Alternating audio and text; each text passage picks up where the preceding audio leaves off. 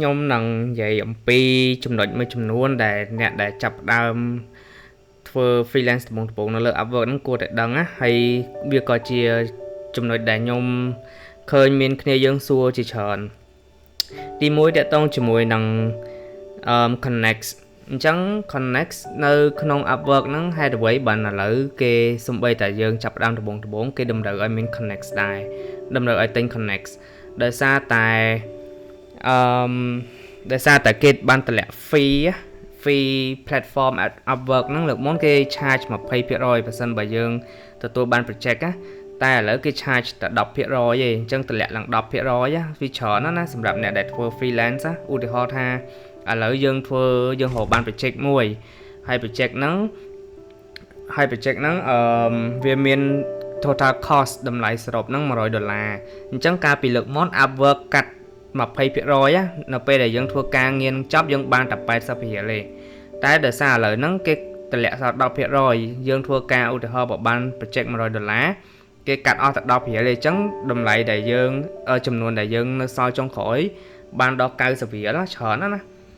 ចង់និយាយថាវាមិនច្រើនអីណាស់ណាតែបើឧទាហរណ៍ project នឹង1000អញ្ចឹងគេកាត់អស់តែ100ទេយើងសល់ឡើង900អញ្ចឹងខុសគ្នា100ណាអញ្ចឹងវាមិនលេងសើចទេណារឿងហ្នឹងណាហើយដោយសារតែអញ្ចឹងហើយបានឥឡូវគេតម្រូវឲ្យទិញ connect គ្រប់គ្នាតាមពិត connect ហ្នឹងត្រូវទិញយូរហើយគ្រាន់ថាលើកមុនក្នុង2ឆ្នាំអីមុនណានៅពេលដែលយើងចាប់ដើមដំបូងគេ free ឲ្យ10គេ free ឲ្យ10ហ្នឹងដើម្បីឲ្យយើង test ក្នុងការ apply ក្នុងការអីហ្នឹងក៏ប៉ុន្តែនៅពេលយើងប្រើអស់10ហ្នឹងក៏ត្រូវទិញដូចតែគ្នាឯងហ្នឹងហើយអញ្ចឹងគេធ្វើអញ្ចឹងដើម្បីមួយទៀតគេ filter out អ្នកដែលលេងអ្នកដែលចេះតែដាក់អីចឹងគេអត់ចង់បានអ្នកអញ្ចឹងនៅលើ platform ឯងអញ្ចឹងបានគេធ្វើការទិញ connect ហ្នឹងដើម្បីគេចង់ដឹងថាអ្នកដែល freelance serious អ្នកដែលចង់ធ្វើការ serious បានគេហ៊ានចំណាយទិញអា connect ហ្នឹងហើយ connect ហ្នឹងមិនមែនថ្លៃទៀតឃើញទេគេធ្វើ test អញ្ចឹងគឺបកាយណា connect ហ្នឹង10 connect តាម1រៀលជាងឯង1.50អីហ្នឹងហើយគ្រាន់តែ1.50ហ្នឹងណាដាក់ទៅយកប្រើអា1.50ហ្នឹងដាក់ apply យក proposal យក project រាប់រយដុល្លាររាប់ពាន់ដុល្លារនៅមានអ្នកខ្លះអត់ហ៊ានទេ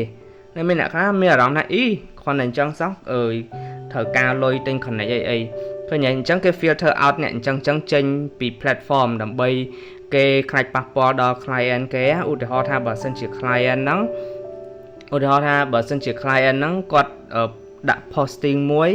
ហើយស្រាប់តែអ្នក apply ហ្នឹងឡើង 50-60 នាក់អញ្ចឹងគាត់មិនដឹងយកអ្នកណាវាពិបាករឿងហ្នឹងអញ្ចឹងណាអញ្ចឹងដល់ពេលគេ filter out អស់អញ្ចឹងទៅសល់តែអ្នក serious អ្នកដែលខ្លាំងដែលគេ apply ហ្នឹងអញ្ចឹងក៏ស្រួលសម្រាប់ client ក្នុងការជ្រើសរើសដែរដោយសារតែអញ្ចឹងហើយបានជាគេយកអាវិធីសាស្ត្រដែលឲ្យយើងតម្រូវឲ្យយើងទិញ connect ហ្នឹងណាវាងាយស្រួលក៏ប៉ុន្តែវាជំរុញអ្នកដែលអត់ serious បានច្រើនហើយមួយទៀតគេតម្លាក់ Upwork fee total fee នៅលើ platform ហ្នឹងទៀតអញ្ចឹងវាល្អទាំង platform របស់គេល្អទាំង freelancer ដែល serious អញ្ចឹងណាអញ្ចឹងហេតុផលហ្នឹងឯងបានជាគេធ្វើឲ្យយើងទិញ connect តាំងពីដំបូងហើយគេជប់ free ឲ្យហ្នឹងហើយក៏ប៉ុន្តែសម្រាប់ខ្ញុំផ្ទាល់ខ្ញុំចូលចិត្តទិញ connect ជា member គេហៅគេ plus member subscription អាហ្នឹងដូចជា$20ក្នុងមួយខែជប់ខ្ញុំមើលសិននេះ membership plan នេះខ្ញុំអត់ចង់ចុចលើហ្នឹងតែចុចលើហ្នឹងវាចេញព័ត៌មានចេញអីច្រើនខ្ញុំខ្ជិលបិទបាំងច្រើនវាស៊ីពេលហ្នឹងហើយអញ្ចឹងបើសិនជាអ្នកនរគ្នាចង់មើលmembership plus គេហ្នឹងចុចនៅលើ profile យើងហើយចុចនៅលើ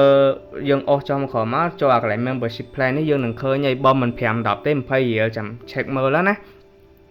ហើយខ្ញុំទិញអាហ្នឹងវាចំណេញដោយសារអីយើងទិញអាហ្នឹងម្ដងបាន100 connect យើងប្រើស្រួលណាអញ្ចឹងឧទាហរណ៍នៅពេលដែលយើងមាន connect ច្រើននៅក្នុង profile របស់យើង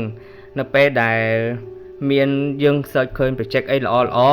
ហើយដែលគេអត់ទាន់មាន apply អញ្ចឹងយើងដាក់បានមុនគេវាចំណេញយើងមិនបាច់ចាំរវល់ទៅទិញ connect ទិញអីចុះឡើងញ៉ៃឧទាហរណ៍បើ client ហ្នឹងគេ urgent ទៀតគេហៅអ្នកផ្សេងបាត់អញ្ចឹងណាអាហ្នឹងយើងត្រូវដឹងដែរ អញ្ចឹងបងសម្រាប់ខ្ញុំគិតថាបើអ្នកទាំងអស់គ្នាserious ហើយចង់ដើរផ្លូវ freelance ឬ project ផ្សេងដើម្បីធ្វើចុងសប្តាហ៍ឬអីហ្នឹងណាចំណាយ20រៀលហ្នឹងវាខ្ញុំគិតថាវាច្រើនដែរបើយើងទុំចាប់ដើមអាចចំណាយធំ1រៀលកន្លះឬ3រៀលទិញ10 20សិនក៏បានដែរតែបើសិនជាក្នុងចិត្តច្បាស់ថាចង់ដើរផ្លូវហ្នឹងចូលចិត្តខាងហ្នឹងហើយអាចចំណាយ20រៀលហ្នឹងទុកជា investment លើខ្លួនយើងក៏បានដែរហ្នឹងហើយអញ្ចឹងអាហ្នឹងតាក់ទងជាមួយនឹងការទិញ connect ហ្នឹងណាហើយបើសិនជាអានេះជាវិធីមួយទៀតដែលខ្ញុំប្រាប់ទាំងអស់គ្នាក្នុងការសន្សំ connect យើងណា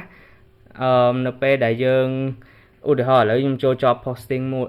ទៅរកការងារមួយចោះ digital marketing ចោះអញ្ចឹងនៅពេលដែលខ្ញុំ search រក digital marketing វា load មកការងារដែលមានហ្នឹងណានេះឃើញទេច្រើនហោហាយអញ្ចឹងហើយមានច្រើន page ទៀតក៏ប៉ុន្តែដើម្បីសន្សំ connect យើងកុំឲ្យតែយើងចេះ apply ផ្ដេសផ្ដាស់ទៅវាខាតណាអញ្ចឹងយើងត្រូវរៀនមើលចំណុច 2-3 ដែរចាំមើលទី1យើងត្រូវមើលទៅលើ job posting ហ្នឹងថាវាយូរនៅអានេះទុំ30ឧទាហរណ៍នេះទុំ39នាទីមុននេះណាអញ្ចឹងយើងចុចលើហ្នឹងប៉ុកមកហើយយើងអាន detail វានេះថា job posting ហ្នឹងវាស័ក្តិសមមួយយើងអត់ហើយយើងត្រូវថ្លឹងថ្លែងដែរឧទាហរណ៍ណាអានេះគេរកឲ្យ promote HRMS អីនេះហ្នឹងហើយខ្ញុំមិនសូវដឹងទេរឿង digital marketing ហ្នឹងក៏ប៉ុន្តែយើងត្រូវថ្លឹងថ្លែងវាជាមួយនឹងproject price នេះថាការងារប៉ុណ្ណឹងហើយជាមួយតម្លៃប៉ុណ្ណឹងវាសមអត់ឬមួយក៏ការងារស្រួលពេកតែតម្លៃ project price នេះវាខ្ពស់ពេកបើសិន project price ខ្ពស់ពេកហើយការងារស្រួលពេកមានន័យថាអាហ្នឹងវាមានអីអត់ប្រក្រតីមួយហើយអាចនឹង client ហ្នឹងគេចង់ phishing ចង់ធ្វើអីអត់ល្អអីចឹងណាតបមកនៅពេលដែលយើងថ្លឹងថ្លែងរួចហើយយើងមក verify នៅលើអាកន្លែង about the client នេះ history នេះអញ្ចឹងបើសិនជាយើងមើលអាកន្លែង job posting មើលអា detail នេះជាមួយនឹងតម្លៃ project អត់វារៀងខុសប្រក្រតីហើយយើងមកមើលអាប្រវត្តិ client នេះ payment 0 rating 0អីទៀតអាហ្នឹងវាកាន់តែខុសប្រក្រតីហើយអញ្ចឹងយើងមិនបាច់ចាំ apply ឯនាំតែខាត connect ណាព្រោះថា apply ម្ដងអស់10 connect 11 connect ឯដែរវាតាម job នីមួយហ្នឹងហើយអញ្ចឹងយើងទៅរកការងារផ្សេងអានេះសម្រាប់អ្នកនរអគ្នាដែលមានជំនាញខាងយើងថ្លឹងថ្លែងតាមហ្នឹងណាក៏ប៉ុន្តែបើសិនជាថ្លឹងថ្លែងហើយគិតថាអូខេចង់វាស័ក្តិសមហើយឧទាហរណ៍បើឈប់ខ្ញុំទៅមើលអានេះមើលចប់ទី2វិញស្រួលនិយាយយើងចូលអា job posting ទី2នេះមកឃើញមានផ្កាយ5នេះអាហ្នឹងមានន័យថា client ហ្នឹងគេធ្លាប់បានចំណាយនៅលើ platform Upwork ហ្នឹងហើយគេធ្លាប់ hire មនុស្សគេធ្លាប់រកការងារផ្សេងអញ្ចឹងណាអញ្ចឹងយើងមើលទៅលើ client នេះ client នៅខាងស្ដាំដៃនេះហ្នឹងគឺគេមាន rating 3ហើយក្នុងចំណោម3ហ្នឹងបានផ្កាយ5ទាំង3ទៀតអញ្ចឹងអាហ្នឹងវាយើងអាចដឹងថា client ហ្នឹងវារៀងគ្រាន់បើហើយណាគេរៀងគ្រាន់បើហើយបន្ទាប់មកយើងមើលលើ payment នេះ total spend នេះ client នេះ spend អស់ឡើង 2k ជាងដែរអញ្ចឹងមានន័យថាclient អញ្ចឹងគឺសុទ្ធតែអ្នកដែលគេរកបុគ្គលិកដែលអ្នកគេរក freelancer ពិតប្រាកដទៅធ្វើការហើយអញ្ចឹងនៅពេលដែលយើងឃើញអញ្ចឹងហើយយើងថ្លឹងថ្លែងអាហ្នឹងដូចខ្ញុំប្រាប់មិញអញ្ចឹងបើសិនជាវាអូខេអស់ហើយយើងចង់ apply យើងកុំទាន់ apply ហ្មងយើងមើល posting នេះយើងមើលអា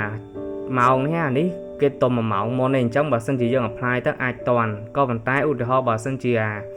អាម៉ោងនេះគេដាក់ 2-3 ថ្ងៃហើយអញ្ចឹងយកល្អមិនបាច់ apply ក៏បានដែរព្រោះថាគេអាចនឹងអត់ហើណាការងារហ្នឹងបន្តមកទៀតយើងចុះមកក្រោមនេះយើងមើលអាកន្លែងនេះយើង scroll ចុះមកក្រោមមកយើងមើលអាកន្លែង activity on this job នេះឧទាហរណ៍បើនេះ less than 5អញ្ចឹងមានន័យថាបើយើង apply ទៅភាគរយដែលគេ hire យើងវាច្រើនដែរហ្នឹងហើយក៏ប៉ុន្តែបើអាកន្លែងយើងអស់ចុះមកក្រោមនេះអាកន្លែង proposal នេះគេដាក់ more than 20 more than 50អីហើយអាហ្នឹងមិនបាច់ដាក់អីនាំតែខាត connect ទេប្រភេទចឹងគឺគេដឹងតែមើលអត់ឃើញយើងហ្មងឬមួយក៏មួយទៀតការងារដែលមានអ្នកដាក់ច្រើនពេកចឹងណាវាច្រើនគឺការងារដែលចុងបំផុតទៅ client គេអត់ hire អ្នកណាមួយទេក៏ប៉ុន្តែបើសិនជាឧទាហរណ៍ដូចជាក់ស្ដែងដូចក្នុងការងារនេះគេដាក់proposal ហើយគេដាក់ less than 5អញ្ចឹងមានន័យថាបើយើង apply ទៅភាគរយដែលភាគរយដែល client ឃើញយើងហ្នឹងគឺច្រើនហើយភាគរយដែលគេ hire យើងក៏ច្រើនដែរអញ្ចឹងយើងមិនបាច់ចាំខាត connect ទេ ហ្នឹងហើយហើយការដែលគេ hire យើងហ្នឹងវាតាក់ទងជាមួយនឹង profile វាតាក់ទងជាមួយនឹងproposal យើងទៀតអាហ្នឹងវាជារឿងផ្សេងណាខ្ញុំនឹងលម្អិតនៅវីដេអូក្រោយៗទៀតតែឥឡូវយើងនិយាយរឿង connection អញ្ចឹងបើសិនជាអ្នកនរអគ្នាមើលលើចំណុចទាំងអស់ហ្នឹងហើយយើងអាចវាតម្លៃបានហើយថាយើងគួរ apply អត់បើ apply យើងអស់ connect បើសិនជាអត់ apply ទេយើងសល់ connect ដាក់អាការងារដែលវារៀងខ្លឹមជាងហ្នឹងអូខេហើយការងារមិនបាច់ភ័យទេមករហូតនេះឲ្យតែយើងបកកែដាក់ឃើញទេយើង scroll ចំក្រោមមកឃើញនេះច្រើនមែនតើអញ្ចឹងយើងមើលប្រភេទclient ណាដែលរៀងទុកចិត្តបាននេះដូច client នេះ spend អស់ឡើង 30k អញ្ចឹង client អញ្ចឹងណា post ចេញមកយើងដាក់ភ្លាមហ្មងដាក់ឲ្យបានលឿនណាអាហ្នឹងដឹងថាមានភាគរយគេ hire ច្រើនហើយដោយអានេះយើង scroll ចំក្រោមឃើញ activity on this job proposal 5ដល់10ទេអញ្ចឹងប៉ុណ្ណឹងអាចល្មមនឹងយើងដាក់បានណាក៏ប៉ុន្តែបើលើសពីហ្នឹងទៀតគឺមិនបាច់ដាក់ទេនាំទៅខាត់ connect ទេហើយមួយទៀតយើងចង់ដឹងថាការងារហ្នឹងគេហៅ freelancer ហើយនៅយើងមើលលើអាកន្លែង activity on this job នឹងដូចគ្នាបើសិនជាឧទាហរណ៍ថាការងារហ្នឹងគេហៅ freelancer ហើយអាកន្លែង interviewing នេះគេចេញជា hire អញ្ចឹងបើសិនជាវាចេញពាក្យ hire ហើយមានន័យថាការងារហ្នឹងរកបានអ្នកធ្វើរួចហើយយើងមិនបាច់ចាំដាក់ទៀតទេនាំទៅខាត់ connect ណាក៏ប៉ុន្តែវាគ្រាន់តែចេញពី interviewing មានន័យថា client ហ្នឹងពងឆាតជាមួយ freelancer ណាមួយ discussing អំពីរឿងការងារហ្នឹងអញ្ចឹងយើងមើលទៅតាមហ្នឹងទៅមិនបាច់ចាំដាក់ទៀតទេបើសិនជាកន្លែងនេះវាចេញពាក្យ hire ហើយកុំឲ្យខាត connect អញ្ចឹងណាហ្នឹងហើយអាហ្នឹងវាជាវិធីខ្លះៗដែលយើងគួរតែដឹងដើម្បីសន្សំ connect យើងហ្នឹងអូខេអញ្ចឹងទាំងអស់គ្នាអាចអនុវត្តចំណុចប៉ុណ្ណឹងសិនទៅហើយ